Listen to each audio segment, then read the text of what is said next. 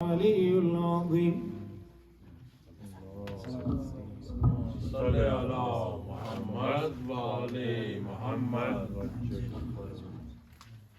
ایک صلوات پڑھنا اللهم صل على محمد وآل محمد بسم اللہ الرحمن الرحیم رب اشرح لی صدری ویسر لی امری واحلل عقدۃ من لسانی یفقهوا قولی۔ اللہ نے توفیق دی کہ ایک اور ماہ رمضان اس میں داخل ہونے کی سعادت حاصل ہو رہی ہے۔ عظیم مہینہ ہے، خدا کا مہینہ ہے، مہمانی کا مہینہ ہے، برکتوں اور رحمتوں کا مہینہ ہے۔ مہمان کون ہے؟ مومن۔ میزبان کون ہے؟ اللہ۔ اور دسترخوان میں کیا ہے؟ دنیا کی وہ چیزیں ہیں جو کہیں اور سے نہیں مل سکتی، جو پیسے سے نہیں مل سکتی، شہرت سے نہیں مل سکتی، مال و متاع سے نہیں مل سکتی۔ وہ کہاں سے مل سکتی ہیں؟ صرف اللہ کی بارگاہ سے مل سکتی ہیں۔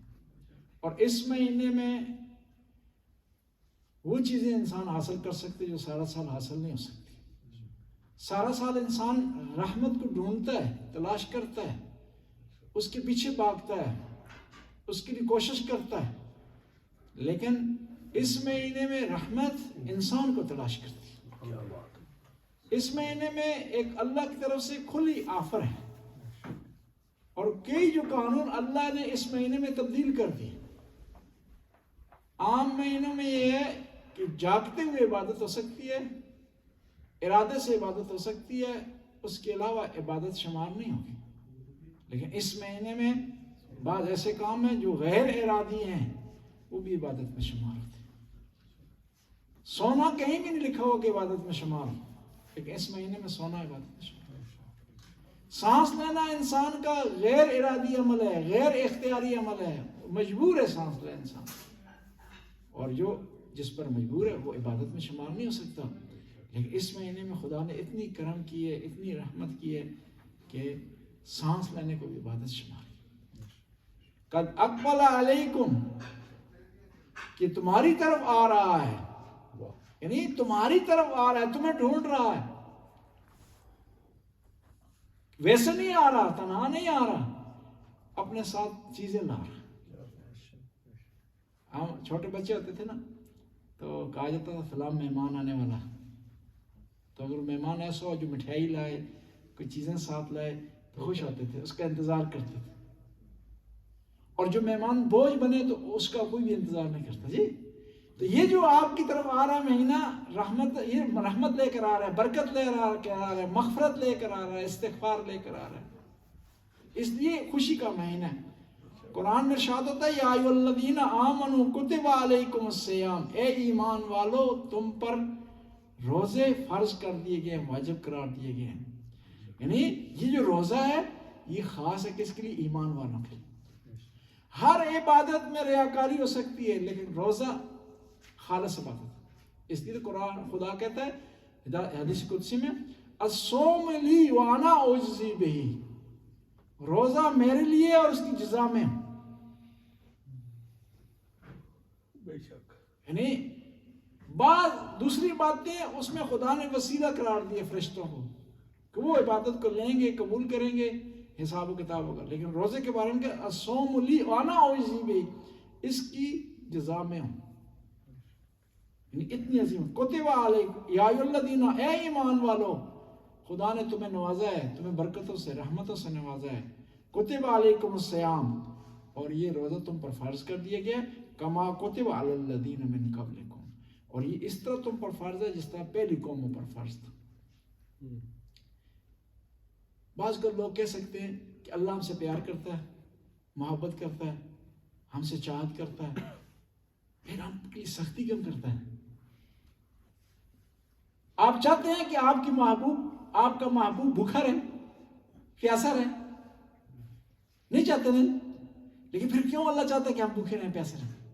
اس کی مثال اس طرح ہے کہ آپ نہیں چاہتے کہ آپ کا محبوب سختی اس پہ آئے، اس کا جسم پھاڑ دیا جائے، آپریشن کیا جائے، لیکن پھر بھی آپ خوش ہوتے ہیں کہ اس کا آپریشن کامیاب ہو گیا، حالانکہ پھاڑا ہے اس کے بدن، کیوں پھاڑا ہے، سختی ہے، خون بہے گا، زخم آئے گا، لیکن اس کے نتیجے میں آپ کو صحت نہیں رہی۔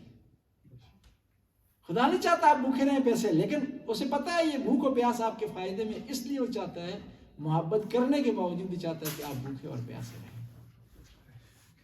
اور پھر آپ کو مرتبے سے نوار رہا ہے۔ اے ایمان والو، یہ عام لوگوں کے لیے نہیں ہے، ایمان والوں کے لیے ہے، اور پھر صرف تمہارے لیے نہیں ہے، گزشتہ قوموں کے لیے بھی ہے۔ اور اس کا فائدہ کیا ہے؟ لعلکم تتقون، کیونکہ روزے سے تمہیں تقویٰ ملے گا، روزے میں روزے کی وجہ سے تم میں عاجزی آئے گی، گناہوں سے بچنے کی صلاحیت تم میں آئے گی، نیک کام کرنے کی صلاحیت تم میں آئے گی، تمہارے اندر احساس پیدا ہوگا بھوک کا، تمہیں برابری کا احساس پیدا ہوگا، کیونکہ کھانا مختلف ہو سکتا ہے، لیکن بھوکا رہنا سیم ہے جی۔ کھانے میں غریب اور کھاتا ہے، امیر اور کھاتا ہے، پیسے والا اور کھاتا ہے، جس کے پاس ٹیسلا ہے وہ اور انداز میں کھاتا ہے، جس کو شوق ہے وہ میک ڈونلڈ سے کھا لیتا ہے، جس کو کچھ نہیں ملتا تو دیسی کچن سے کھا لیتا ہے، ٹھیک ہے، کھانے میں مختلف ہے، لیکن بھوک میں سیم ہے جی۔ امیر بھی اسی طرح بھوکا رہتا ہے، غریب بھی اسی طرح بھوکا رہتا ہے جی۔ ایک برابری خدا نے جو ہے اس مہینے میں، رمضان کے مہینے میں رکھ دی ہے، تاکہ تم تقوی اختیار کرو۔ یعنی اگر تقوی چاہتے ہو تو روزہ رکھو، تقوی چاہتے ہو تو رمضان میں عبادت کرو۔ اور تقوی کتنی خصوصیت ہے؟ تمام عبادتوں کی قبولیت کا معیار تقوی۔ ان اللہ یتقبل من المتقین، خدا متقی لوگوں سے قبول کرتا ہے۔ یعنی تقوی ہوگا نماز قبول ہے، تقوی ہوگا تو خمس دیا ہوا قبول ہے، تقوی ہوگا نیک کام قبول ہے، تقوی نہیں ہے تو کوئی کام بھی قبول نہیں۔ اور تقوی کس سے حاصل ہوتا ہے؟ روزہ رکھنے سے، اپنے آپ کو روکنے سے۔ روزے کے مختلف فوائد ذکر کیے ہیں، ہر فیلڈ نے اپنا ایک فائدہ ذکر کیا۔ ماہر نفسیات ایک اپنا فائدہ ذکر کرتے ہیں، جو عام ڈاکٹر ہیں اس کا اپنا فائدہ ذکر کرتے ہیں، جو آدمی معاشیات سے متعلق ہے وہ اپنا فائدہ ذکر کرتا ہے، لیکن نفسیاتی لحاظ سے جو فائدہ ہے روزے کا نام وہ سب سے بڑا ہے۔ وہ آپ میں ولنگ پاور پیدا ہوتی ہے، وہ اسٹرانگ ہوتی ہے، اپنے آپ کو روکنے کی پاور آپ میں اسٹرانگ ہوتی ہے، اور یہ پاور جس کے پاس ہے نا وہ کامیاب ہے دنیا میں، دین کو چھوڑ کر دنیاوی لحاظ سے کامیاب۔ اور اس پاور جس میں ہے تو وہ ہمیشہ بچ جاتا ہے رسوائی سے، بچ جاتا ہے بے عزت ہونے سے۔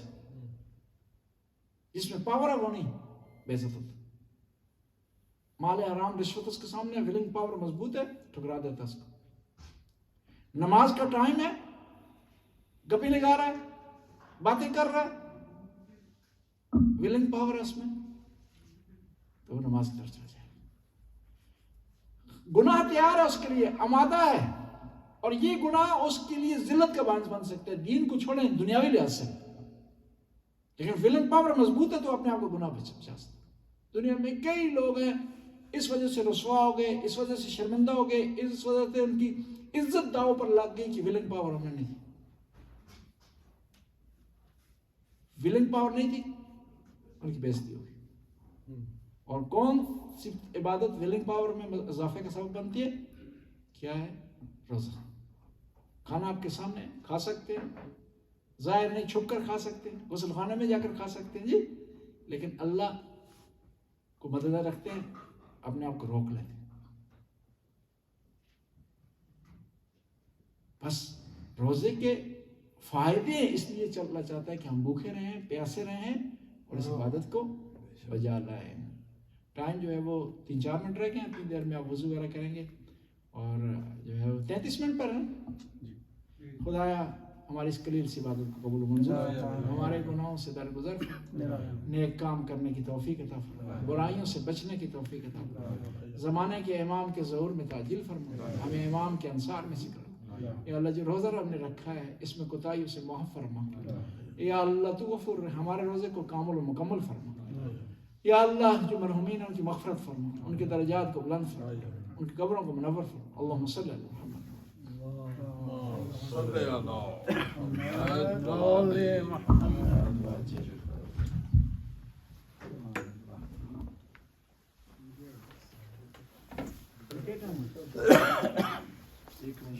33 منٹ